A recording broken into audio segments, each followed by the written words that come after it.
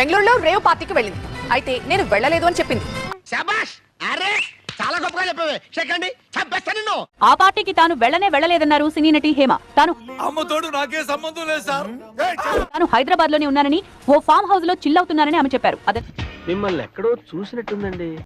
Hi అండి. వచ్చిందండి వయ్యారి. తన మాటలకు సాక్ష్యంగా ఓ వీడియోను కూడా విడుదల చేశారు. అదంతా ఫేక్ న్యూస్, నమ్మద్దంటూ నవ్వుతూ చెప్పారు.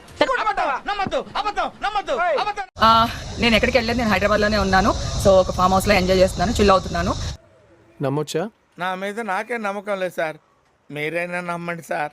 సో నా మీద వచ్చే న్యూస్ ఫేక్ న్యూస్. అది అక్కడ మరి ఎవరున్నారో ఏమో నాకు తెలియదు. తమరి గురించి నాకు తెలియదా చెప్పండి. తెలుసు కదా. అయితే హేమ రేవ్ పార్టీకి వచ్చారంటూ బెంగళూరు పోలీసులు ఫోటోలు రిలీజ్ చేశారు.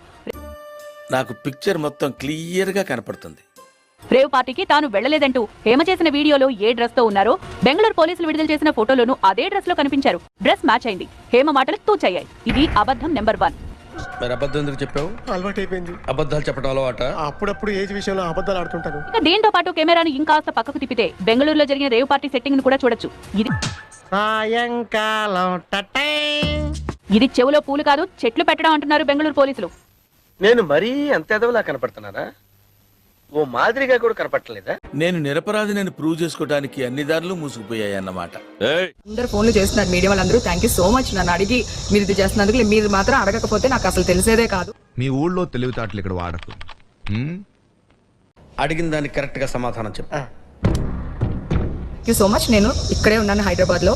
నేను హ్యాపీగా ఉన్నాను. నన్ను ఎవరు పట్టుకోలేదు, నేను ఎక్కడికి వెళ్ళలేదు. ఓకే, నువ్వు ఎట్లా చెప్తే అట్లా.